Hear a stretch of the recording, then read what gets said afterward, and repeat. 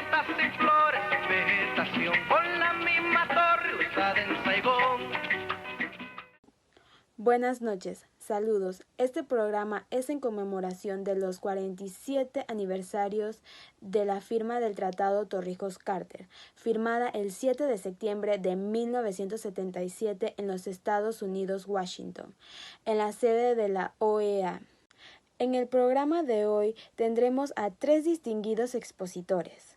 Profesor John Cooper, docente de la Universidad de Panamá, Facultad de Administración Pública, magíster en Relaciones Internacionales.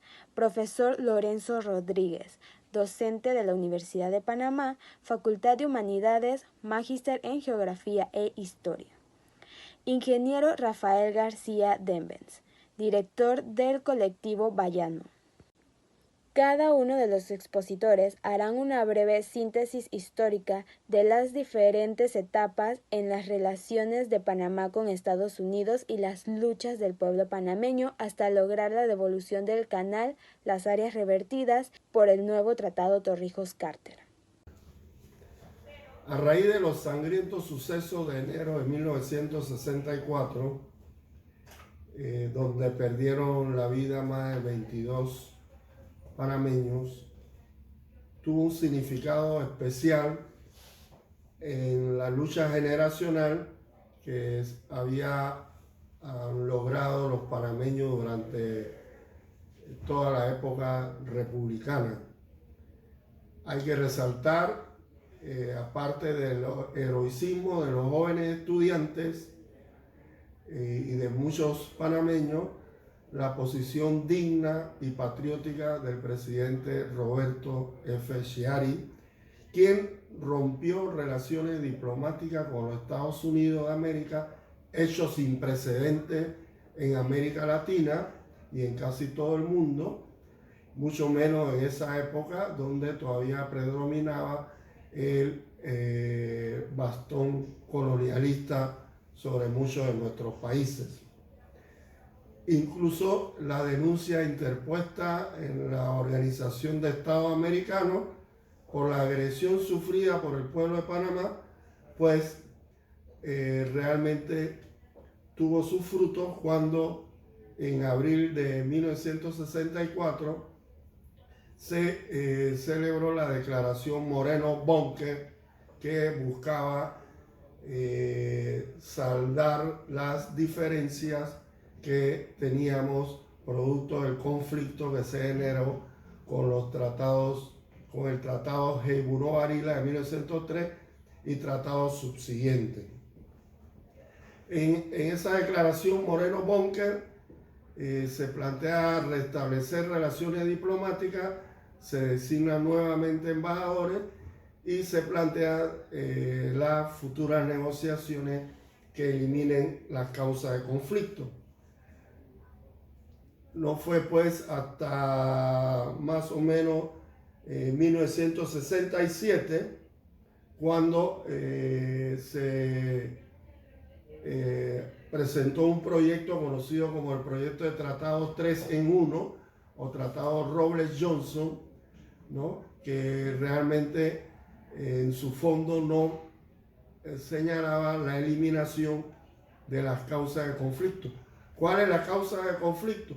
El concepto de perpetuidad, el concepto de tener presencia de tropas militares extranjeras en nuestro país, el concepto de zona del canal con leyes extranjeras, jueces extranjeros, policías extranjeros, ¿no? Pues todo eso más la mayor participación económica de la República de Panamá en las actividades derivadas del Canal de Panamá.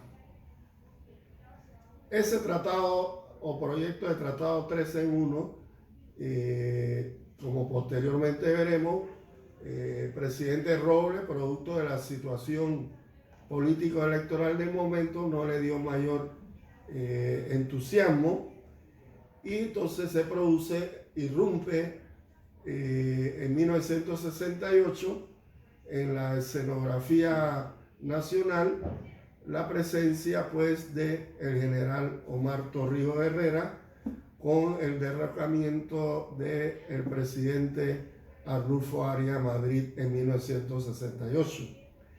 En 1970, Panamá, mediante nota oficial, informa a los Estados Unidos de que no es aceptable ese proyecto de tratado Robles-Johnson.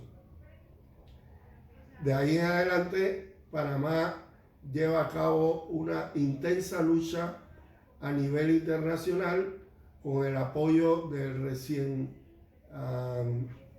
creado movimiento de los países no alineados, de algunas figuras a nivel internacional de mucho renombre que apoyaron al general Omar Torrijos, que planteaba pues de que la lucha por la recuperación de la zona del canal era una lucha que comprometía intereses hemisféricos y amenazaba la paz en la región. A raíz de eso, entonces, en el Consejo de Seguridad de Naciones Unidas, en 1973, que se convoca en Ciudad de Panamá, los miembros de ese consejo en ese momento votan en su mayoría a favor de la resolución que reconocía los legítimos derechos de la República de Panamá. Se abstuvo el Reino Unido y los Estados Unidos vetaron esa resolución, facultad que tienen pues los 5 miembros permanentes del Consejo de Seguridad de Naciones Unidas. Los Estados Unidos vetó a Panamá, pero el mundo vetó a los Estados Unidos. Así que entonces tuvimos la oportunidad, los panameños, en ese Consejo de Seguridad, celebrado fuera de la sede habitual en Nueva York, celebrado aquí en Panamá, y pues tuvimos la oportunidad de convocar muchos medios de prensa extranjeros que dieron a conocer la justa causa de los panameños por la recuperación de su bien natural, ¿no? Eso fue un gran triunfo político y diplomático de la República de Panamá, donde pudimos escuchar incluso las palabras del general Torrijos, que decía que no somos ni seremos una estrella más de la bandera de los Estados Unidos.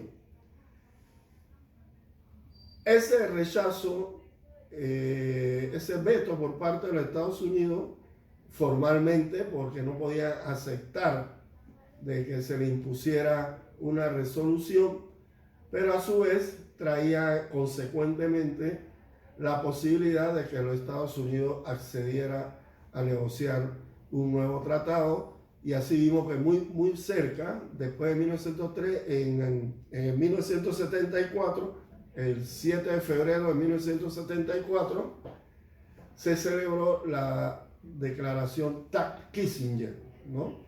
O conocida también como la declaración de los 8 puntos, en los cuales pues se planteaba como principio las principales causas, eliminación de las principales causas de conflicto en las relaciones entre Panamá y Estados Unidos. Así, si sumamos también algunos elementos como el apoyo de Nasser, el presidente egipcio, quien había conducido la nacionalización de conmemorarse el 47 aniversario de la firma de los tratados Torrijos-Carter, que abren la ruta a la consolidación de nuestra verdadera independencia. Es necesario reflexionar sobre algunos antecedentes que nos permitieron en esta larga y tortuosa lucha generacional de más de un siglo llegar a este momento. Por eso hemos, por razones metodológicas, dividido esta comparecencia en 3 momentos o coyunturas históricas que nos han permitido llegar a este momento. la primera coyuntura histórica que se abre con el Tratado Mayarino-Vidlak de 1846 y que se cierra, a nuestro entender, con el Tratado Hey-Bunu-Barila,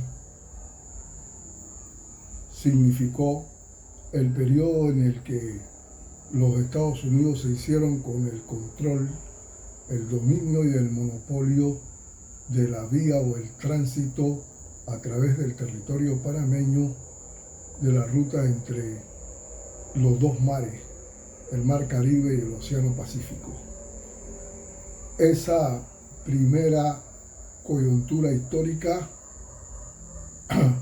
estuvo signada básicamente por alrededor de 55 intervenciones, desde diplomáticas hasta intervenciones armadas, en las que los Estados Unidos garantizaron para sí, para su usufructo, el control de la ruta interoceánica a través del territorio panameño. Efectivamente, a través del Tratado Mayarino-Vidlak, tal cual lo establece la cláusula 35 de ese tratado, Colombia, la Nueva Granada, hipoteca la soberanía sobre el territorio del Istmo de Panamá a los Estados Unidos, según el cual garantizan que efectivamente Colombia seguiría siendo soberana sobre el territorio del Istmo de Panamá. Creo que, aunque es necesario hacer un recuento de los incidentes que llenaron esta primera coyuntura histórica, lo más importante es que señalemos que estas intervenciones a través de las cuales los Estados Unidos garantizaron el control y el monopolio de la ruta transísmica,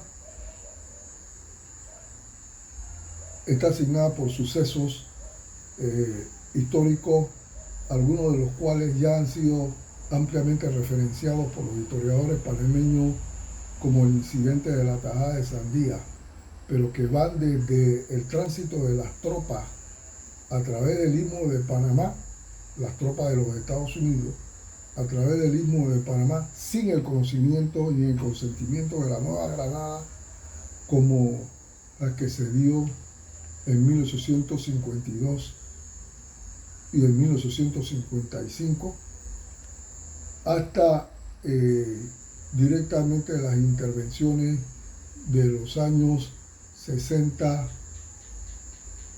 61, 65 y otras que no vamos directamente a mencionar, pero que según algunos historiadores suman hasta 55 intervenciones a lo largo de la segunda mitad del siglo XIX. Estas intervenciones siempre fueron, de acuerdo a los Estados Unidos,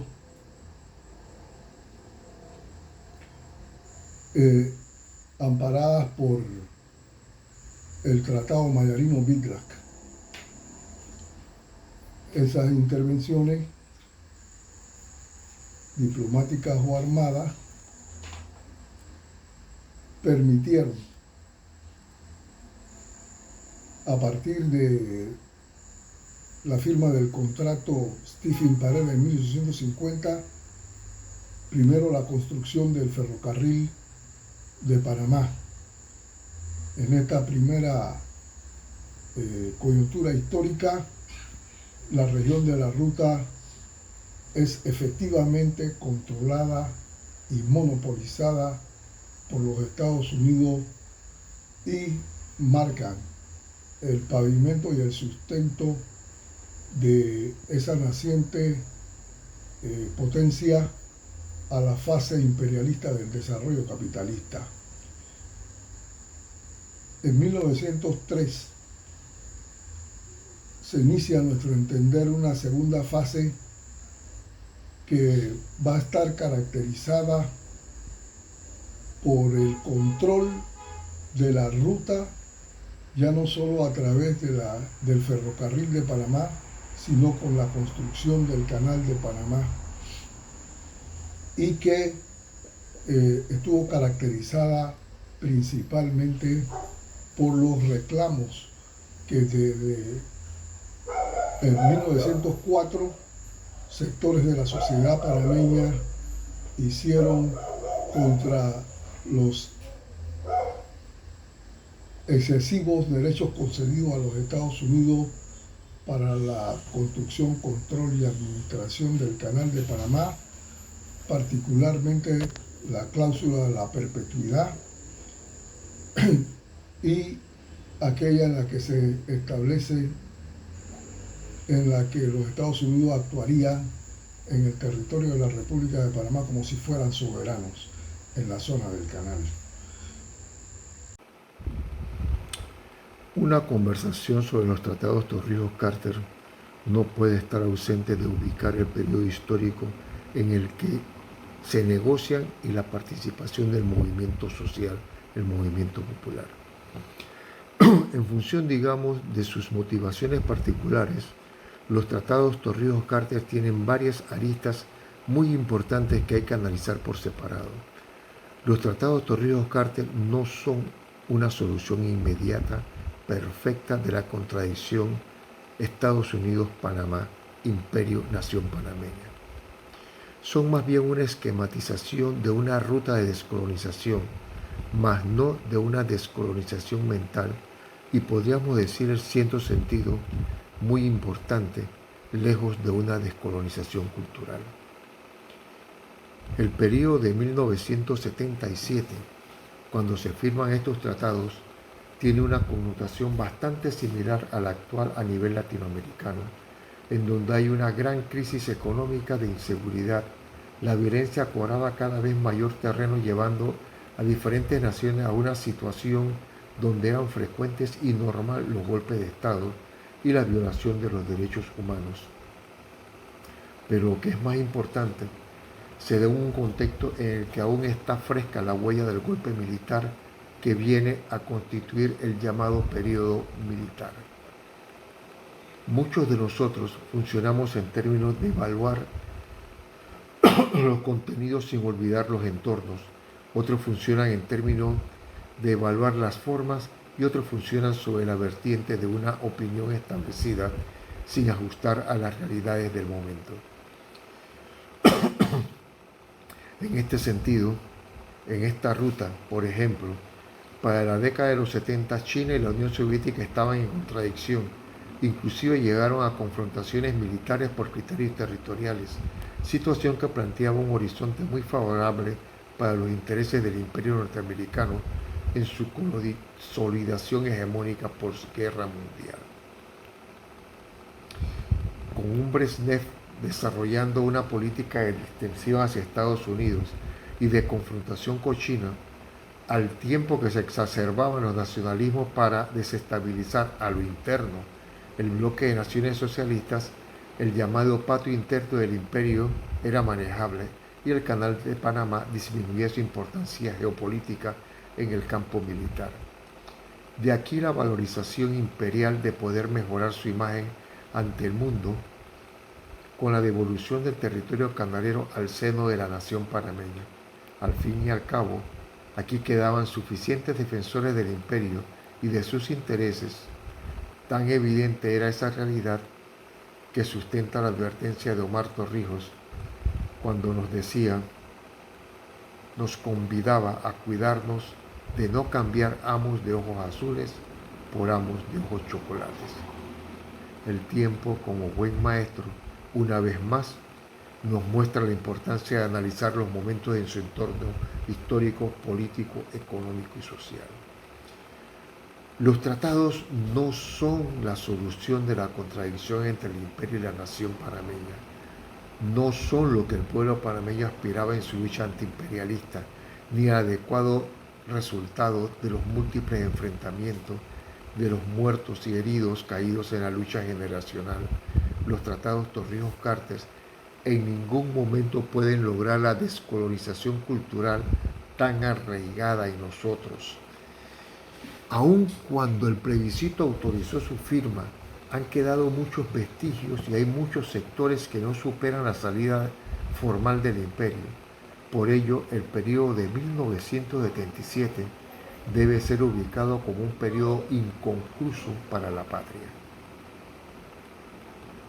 Actualmente los sectores patrióticos que se opusieron a los tratados e incluso defendieron el voto negativo en el plebiscito, hoy día pueden defender su postura y al tiempo que defienden el cumplimiento de esto por representar un paso positivo, aun cuando carcomido por los intereses y el espíritu traidor de quienes no defienden ni su tierra ni su propia bandera y parecen amar la de la barra de las estrellas. Hoy día, cuando revisamos la década del 77, debemos recordar las presiones en el campo internacional, y es el hecho de que eran los militares quienes en esos instantes controlaban el poder del Estado y quienes habían abierto formalmente la ruta de dicha negociación.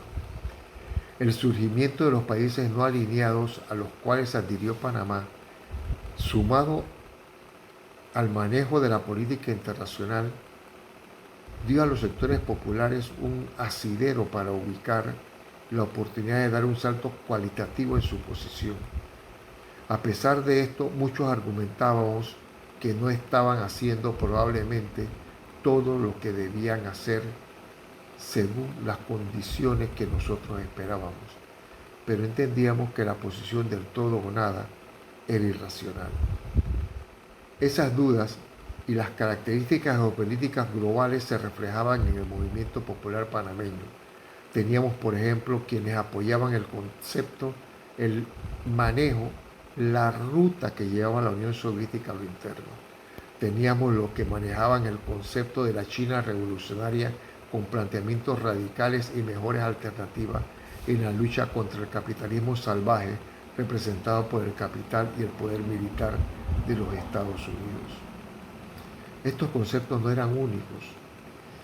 También nos encontramos con sectores cuyo nivel de dependencia mental, moral y cultural los hacía temer una salida de las tropas gringas del suelo patrio y sostenían la imposibilidad del personal nacional para operar y mantener la estructura del Canal de Panamá, y que nos hundiríamos totalmente al perder el manejo del dólar con la salida de los gringos.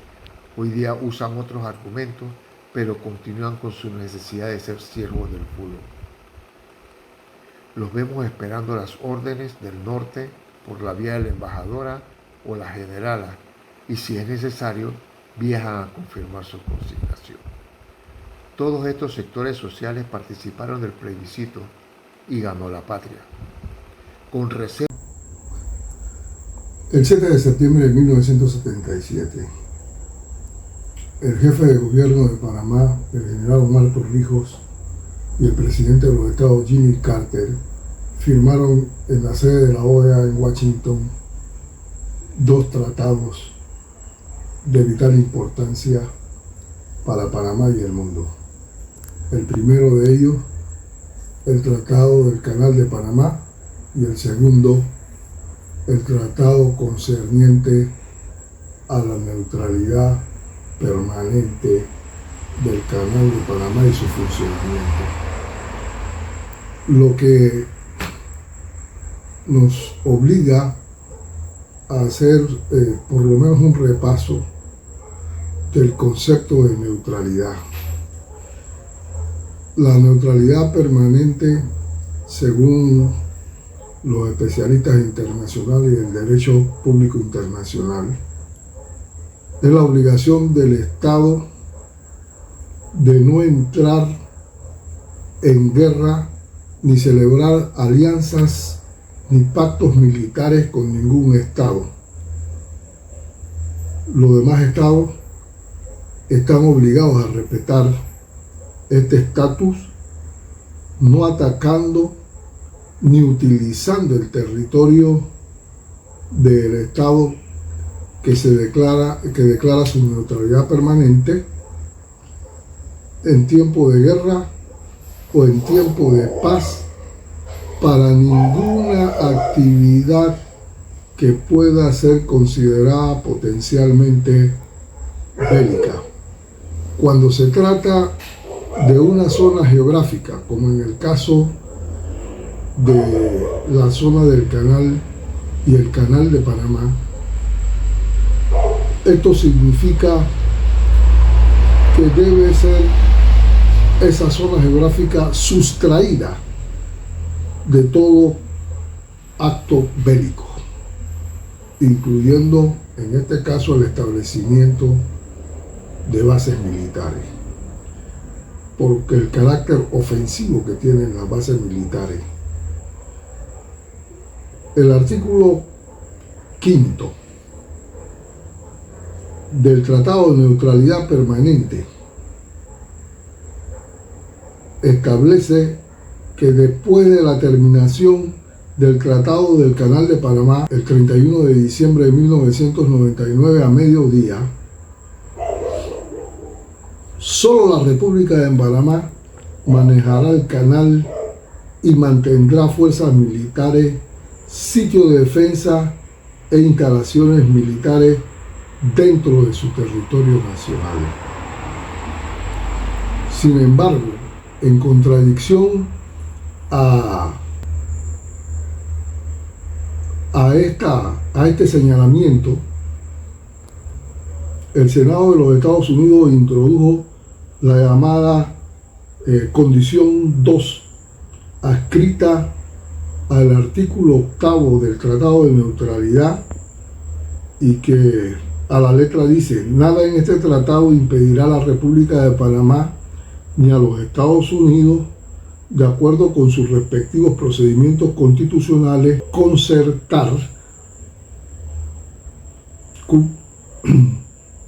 concertar arreglos o acuerdos entre las dos partes para facilitar, después del 31 de diciembre de 1999, el cumplimiento de sus responsabilidades para mantener el régimen de neutralidad establecido en el tratado, incluyendo el establecimiento de cualquier fuerza militar de Estados Unidos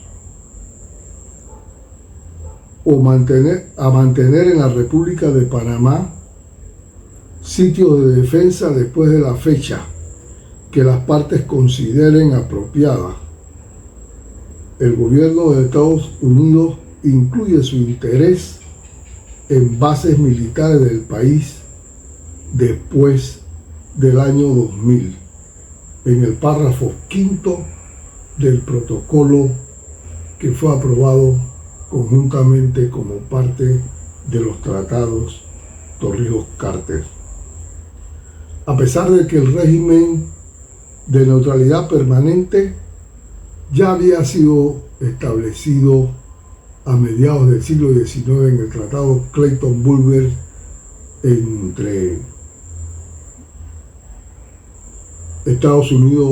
firmado entre Estados Unidos y Gran Bretaña en 1850 para la región de la Ruta, que después fue fijado en la llamada Convención de Constantinopla de 1888 y que se mantuvo incluso en el Tratado Haig-Paissenfeld de 1901, en el cual los Estados Unidos se liberan de la obligación de compartir con Gran Bretaña la construcción de un canal por Panamá.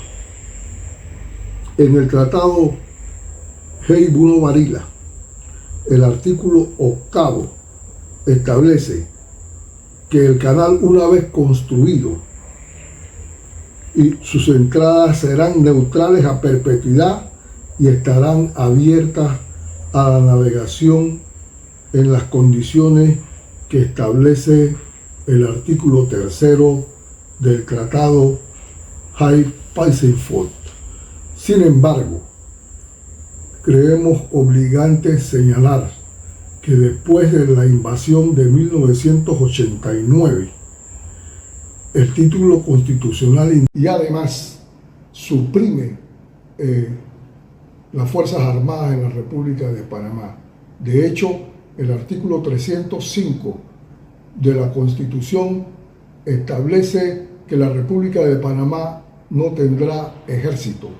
En consecuencia, lo pactado en que Fuerzas Armadas de los Estados Unidos y Fuerzas Armadas de la República de Panamá, en este caso representadas por la Guardia Nacional, mantendrían la defensa del canal, relega a la comisión del canal, a la autoridad del canal y al canal mismo la defensa de su tránsito. Y el mismo artículo 305 establece que todos los ciudadanos panameños estamos obligados a tomar las armas para defender la integridad territorial del Istmo de Panamá.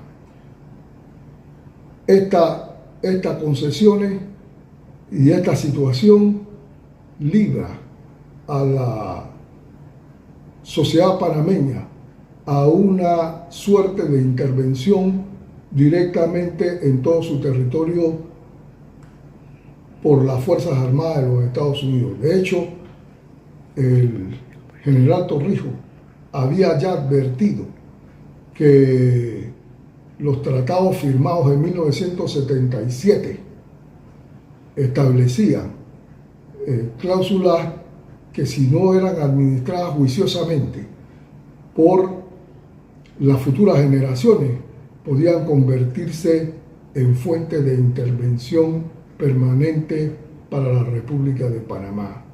Toca entonces a las generaciones presentes la defensa de la integridad territorial y, consecuentemente, la eliminación de esa amenaza que hoy pende sobre toda la nación panameña. Gracias. Una vez firmados los tratados Torrijos-Carter el 7 de septiembre de 1977, pues se contemplaron la eliminación de las principales causas de conflicto. Se abrogaron los tratados anteriores, se eliminó el concepto de perpetuidad, el tema de zona del canal dejó de existir, o como se le llamó la quinta frontera. Los beneficios económicos fueron increciendo, revirtieron grandes cantidades de tierra y agua, y se planteó pues de que debería revertir totalmente a la República de Panamá la administración y funcionamiento del canal el 31 de diciembre de 1999, incluido la eliminación de la presencia de tropas extranjeras en nuestro país. Se inicia entonces un proceso de transferencia gradual en algunas actividades de la administración del canal, del ferrocarril, de algunas actividades subordinadas a la operación principal. Vale la pena mencionar que estábamos todavía en la universidad y consideramos ese proceso de transición de 23 años sumamente largo, ¿verdad? Porque con la imprudencia de juventud que teníamos, pues queríamos todo para el día siguiente. La lección que aprendimos fue que efectivamente fue un plazo prudencial muy bueno para que los panameños se siguieran fortaleciendo en los diferentes aspectos que tenía que administrar el canal. Así empieza una serie de transferencias de edificios, terrenos, escuelas, actividades recreativas, teatro, canchas de boliche, en fin, toda una serie de actividades que estaban destinadas para el solaz de los llamados Sonians en el área del canal.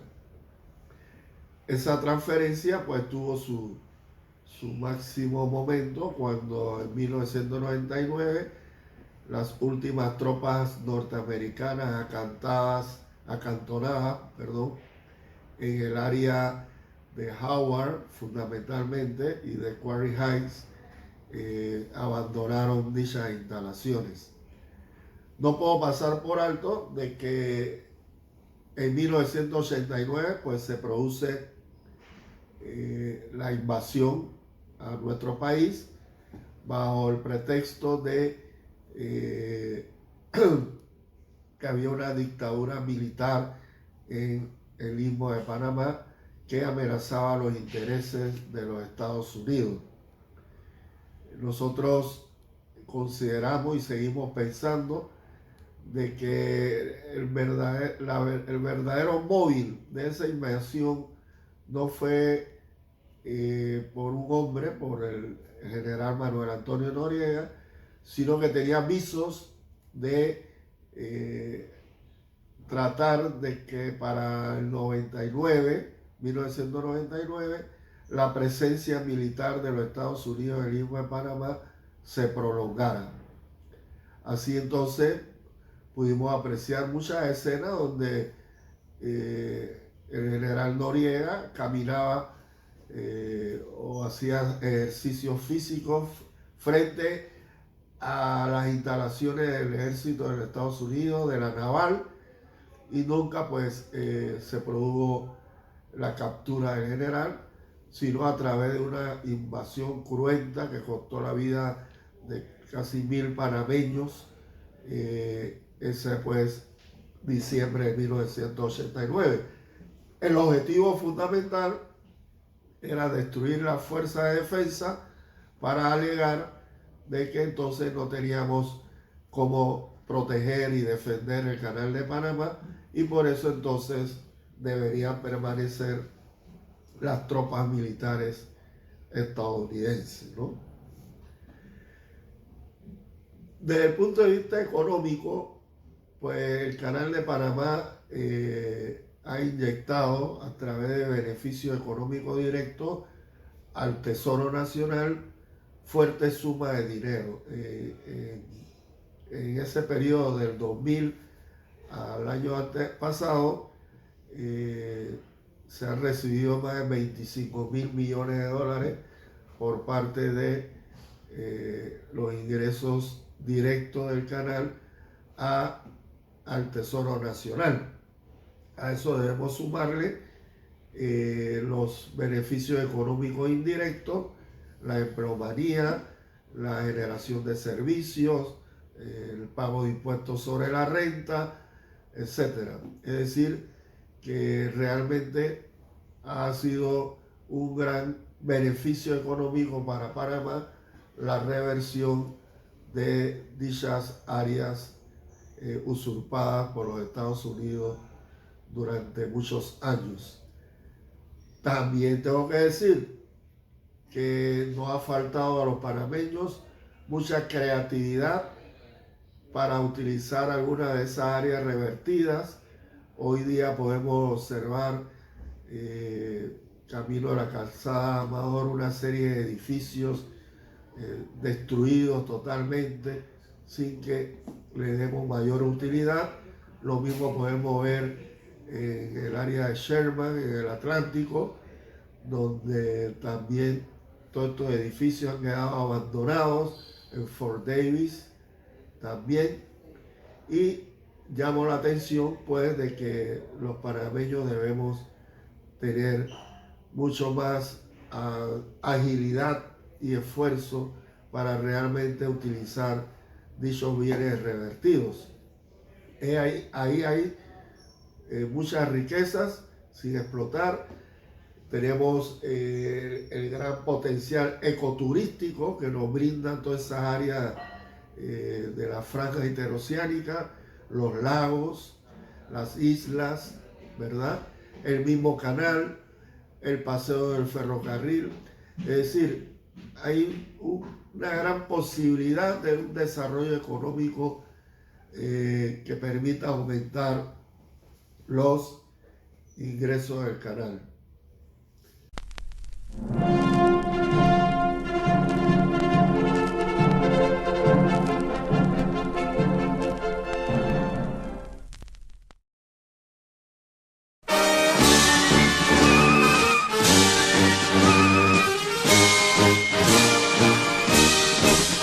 Miremos de frente al clamor de la patria, que Estados Unidos nos firme el tratado. Los pueblos aclaman al líder Torrijos por gira triunfante en pro del canal. Colonia americana, no, es nuestro el canal. No somos ni seremos de ninguna otra nación. Yanquis armados mancharon la patria con sangre del pueblo el 9 de enero, la fiesta gloriosa de los que murieron, izando banderas, nos da la razón.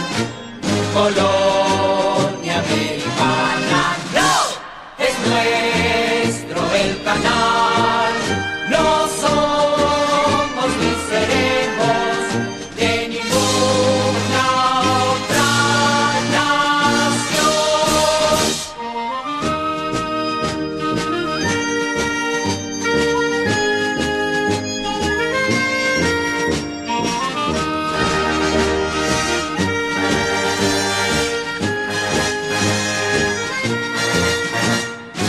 Colonia americana, no, es nuestro el canal. No somos ni seremos de ninguna otra nación. Yanquis armados mancharon la patria con sangre del pueblo el 9 de enero, la gesta gloriosa de los que murieron, izando banderas, nos da la razón. Color